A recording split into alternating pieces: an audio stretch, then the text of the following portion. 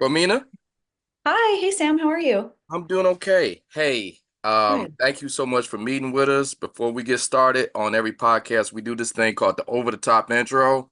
That's where we Okay. talk good about you before we jump right into this interview. Is that okay with you? Can we butter your bread a little bit, talk about Of you? course, yeah, I would love that. That sounds Okay, great. well, let's jump right into it. My next guest is a designer, art director, and now film director. You may know her from her work from many different brands, including Savage X Fenty, Alexander Wang, Claire's, and Nike. She is the creator of her own brand, Infinite Resort, and now what we are here to talk about today, her documentary short, Red Sands, making its world premiere screening Friday, March 7th at South by Southwest. Romina Cenisio, welcome to the podcast. Thank you so much. That was amazing. What a way to be hyped up. You got to. Like, if you are against, I don't know, adrenaline, you shouldn't be Yeah, making who's this not into documentary. adrenaline? I mean, I watched this and I thought this was pretty cool.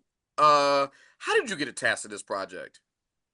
Yeah, so I just so happened to grow up in going to Red Sands on the weekends as a teenager, which is, yeah, the kind of crazy backdrop to that. But, my boyfriend would take me when we were like 15 years old. He was into off-roading, and it would just be kind of us, maybe like one or two other trucks. And, this was 2001.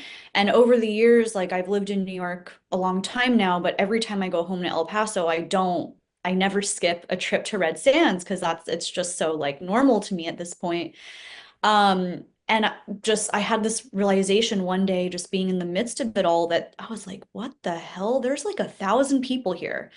Like for a few years later, there was like 100 and then a few hundred, and now there's thousands. And so kind of that realization that I was like, oh, this is the story that has to be told. It's right here because this kind of scene hasn't been told before from this perspective.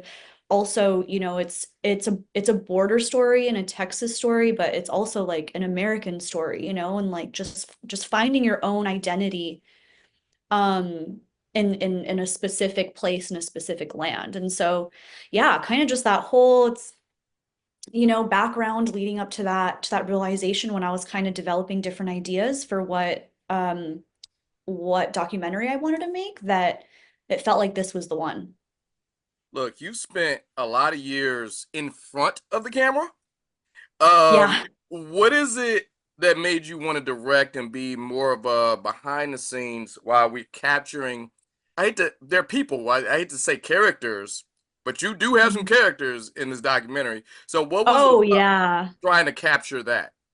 Yeah, I can't wait for people to meet these characters. I love all three of them so much. Yeah, I think, I'm just so much more naturally a behind the scenes person. I do not like being in front of the camera. I like being behind. I like thinking of the ideas, the storylines, getting the best out of people, finding the best way to like, have a person like be authentic on camera. And so, yeah, I was just like once and for all, like this needs to happen. So, yeah, it just feels definitely more my natural state is like being in the field with, like the characters or subjects, and just like absorbing everything about the environment and themselves and kind of figuring out how to like tell their story. That's where I feel the most comfortable.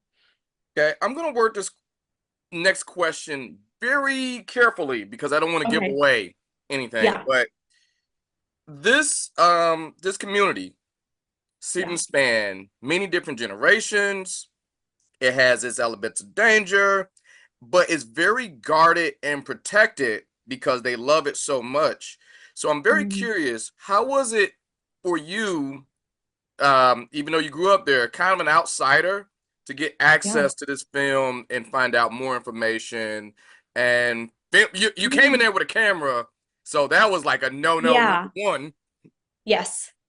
Yeah. So no, well, yeah, it actually kind of went in reverse because I found I was already working with Omar and Rosie when I talked to my high school boyfriend about the film, and he told me, do you know, he was like, the reason why I was taking you there like 20 years ago is because my dad started it in the 70s. And that is actually Ramiro in the film who kind of guides us through the history of it all. And, and yeah, I feel like this isn't giving away that, yeah, this has been something that's been going on for 50 years. That's half a century. And having that connection, and I've kept in touch with Alejandro, my high school boyfriend.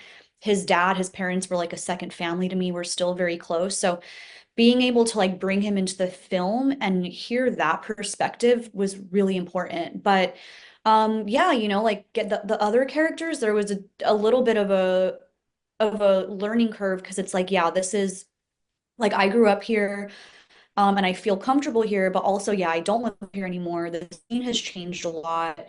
And just like finding the right people who also could be open and, felt comfortable was, yeah, it took a second, it took a trip or two. Yeah, I would imagine. Yeah.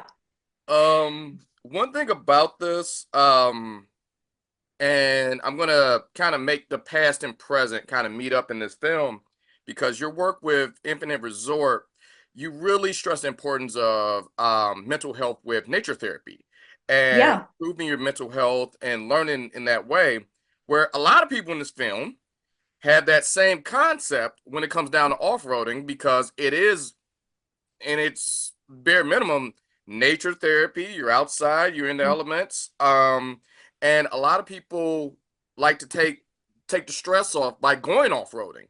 So Yeah. did any of those concepts meet up with each other, or did you just kind of leave that alone, or did you run that past anyone? Yeah, I did, and we decided in the end, 'cause, we have a lot more on the cutting floor that didn't make it in, but we decided to let Ramiro's character kind of focus on the connection to the desert. But yeah, that's kind of actually one of the ways it started, like wanting to tell this story of kind of like humanizing the border, but also yeah, my work always kind of has this nature aspect to it because those were the first videos I made years ago of just these short nature videos for like, yeah, like mental health nature videos. And like even though these not all the characters can articulate this connection, especially like the younger ones, because they've just been going there their whole life. They don't even really like get why it's a thing, but it's just their thing. Right. Um, but yeah, I would say I would almost say that like the desert is one of the main characters in the film, because it is literally the land on which it's like their canvas. If you're an artist with paint, like the tracks on the desert is the canvas on which they imprint their identity. And so yeah, that might come across for some people and maybe not, but I do think it is a kind of central theme for me, at least, the Okay. desert connection. One of the things about this film, you mentioned about being on the cutting room floor. It is a short, so Yeah. I'm very curious. What is left on the cutting room floor outside of this that you wish you could have delved more into? You could have opened up a little bit more. Yeah, I think more revolving around kind of like the danger that's developed with so many people and with this being completely unmonitored um and so rugged. There's newsreels of it's hard even for emergency responders with 4x4 vehicles to get into these dunes. They're very wild, very untamed. And if this was a feature, if we had more time and money, then I think I would have liked to delve into that more.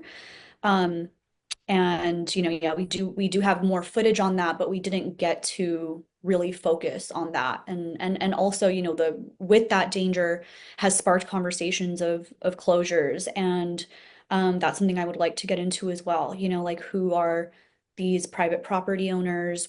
Where are they at? Where's the conversation at with closing this down? That it would be so detrimental to the community because it's so ingrained in El Paso culture now. So yeah, I think that those two themes are kind of things that I would like to revisit if I had a chance to expand on this. Okay, well, we kind of Yeah. touched on this a little bit. Obviously, there's element of danger, Mhm. people being a little bit guarded about what they want to disclose And without giving too much away, I think I nailed it with that one. Yeah. What was the most challenging part about making this film? I would say dealing with the elements, going back to the nature angle for a bit. I think, yeah, dealing with the desert is extremely unforgiving. Most of the filming was done in the summer, and we're talking triple digits every day. I think one day was 117 or something. The day, yeah, won't say where it takes place, might give away something, but yeah, just dealing with inclement desert weather, and there was a, a lot of night scenes, and one of those nights it dropped to like 45, and these 70-mile-per-hour dust storms came in, and we're out there with really expensive equipment. I mean, you leave like you're taking sand out of your ears and your nose for days. Mm, So yeah, I think that it was the biggest challenge, and also when like any documentary, you're dealing with real people with real lives and real schedules, and so Rosie's like a single mom. um Omar is active duty military member, and so it's schedules change, and filming times change, and everything is really just up to kind of the subjects in the film and their schedule. I see. And Yeah. look, in about 3 weeks, give or Mhm. take, you're making your world premiere at South by Southwest. I'm very Yeah. curious. I love this film, but what do you want the audience to take away from this film as they see it? Yeah, great question. I think I would like for them to just take away a little bit of like an updated vision and connection to El Paso and to the border, to border life, to border culture.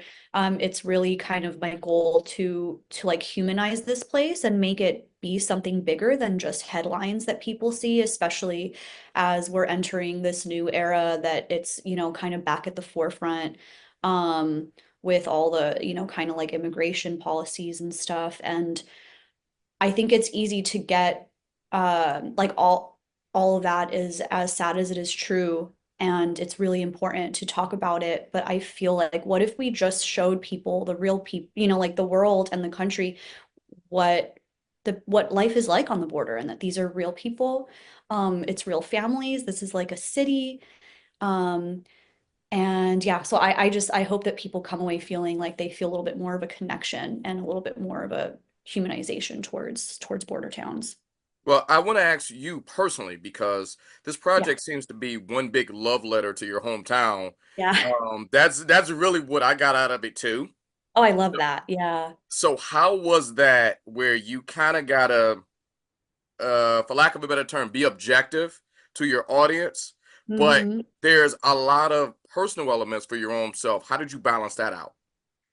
Yeah, I think by just having an awesome team, my two editors, and Daniel Roman and Andrea Cruz, and my DP Sean Madison, I think that they really helped, uh helped when I would have a specific vision, and we'd kind of talk about, okay, how do we kind of open this up and like scale this back, and do we tell it? Do we say it or do we show it? Like these kinds of conversations. And so I think having that perspective from outsiders was really helpful, because yeah, I you can tell in the film I have such an affinity for this place and this culture, and yeah, it's home. But it is, yeah, it's contentious. So Yeah. want to make sure that I don't want to like glamorize it, like safety is important, and all these things are important as well. I think you found a happy medium because you do talk about the dangers of it, but you Right. talk Yeah. about there's a reason they're out there, the love for this as well. Yeah. So there is a healthy balance. And that's just me being objective. Great. No, that's great. Yeah. That's Okay. that's I'm looking at the clock. I know we're up against it. I have one more question. okay. I You did such a great job with this. I got to know what's next on the horizon. There's been talks of expanding this into a narrative feature. I mean, there's been conversations of like, is this a series? Is it a, feature documentary? Is it a feature narrative? And I think for me, I've been working on a script that revolves around, the same place and the same characters, but more of like a coming of age on the border. And yeah, so I think it's kind of just like seeing where this can go and how we can expand this from a short into something a lot bigger is the more like immediate goal. But yeah, there's definitely also other short stories and that I'm working on that take place in different areas. My family's from southern Italy, and there's a lot to say there as well. So yeah, I think it's definitely just the beginning. I'm excited Okay. Well, for what's next. Yeah. Romina, this has been great. I know we didn't have a ton of time, but you're welcome back anytime you want. We could talk about future projects. We could see if this develops, go whatever you want to do. Just knock on our door. Awesome. Thank Um, you. you're welcome back anytime. And on top of that, we wish you much success. I know you're going to kill it at South by Southwest, and that's just our 2 cents. Thank you so much for giving us Thank a little bit of your you. Thank time. you so much for the support. It was so great to meet you. And yeah, look forward to being in touch, staying All in right, touch. Romina, you have a great one. Take care, you too. All right, Bye. bye.